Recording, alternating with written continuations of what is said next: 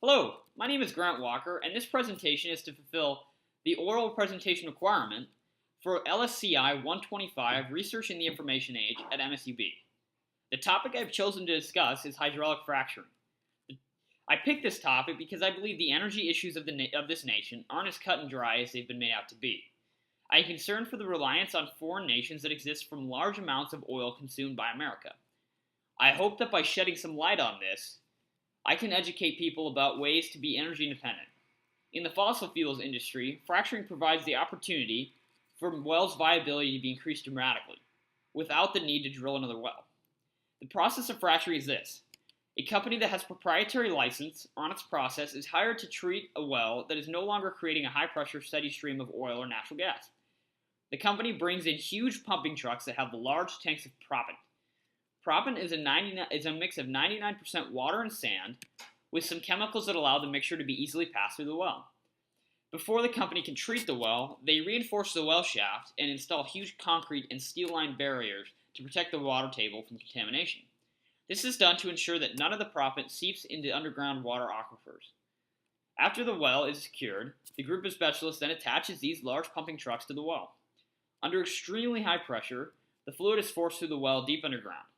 The pressure of the fluid is under over 7 tons per square inch, with millions of gallons of water containing up to 300,000 pounds of sand flowing deep underground. The rock below is broken into fissures, or fractures, and the shale formations that are typically treated house millions of dollars worth of natural gas or oil. After the process is finished, the pressure is released, and most of the fluid rises to the surface and back into the trucks. A small percentage remains underground to hold the fractures open and allow for easy passage of oil or natural gas. Financially, fracturing is a huge benefit for state and national governments. It sends millions of dollars to communities and lessens the burden on taxpayers that occur from infrastructure problems stemming from oil and gas production. The state of Pennsylvania collected in a single year almost $200 million from drilling fees and taxes. This helped lessen the effects of drilling and helped fund other state programs. In 2007, ConocoPhillips used much of its fracturing-related profits and donated $6 million to the University of Oklahoma. According to Edward L. Morse, head of global commodities research for Citigroup, quote, "The economic consequences from this supply and demand revolution are potentially extraordinary. We estimate that the cumulative impact of new oil and gas production, reduced consumption, and associated activity may increase real GDP by 2.0 to 3.3%. Or $370 to $624 billion, respectively. An increase in the gross domestic product and increased tax revenue are not the only benefits of oil and gas exploitation, but are essential to the betterment of oil-rich countries and states. The effects of fracturing also allow for less unemployment, reducing reliance on government programs. So what's the controversy? Many believe, despite many reputable studies to the contrary, that fracturing is dangerous to the environment. Horror stories have been conceived that make the general public leery of fracturing. However, multiple studies have been conducted that corroborate the consensus of the scientific community that fracturing is safe.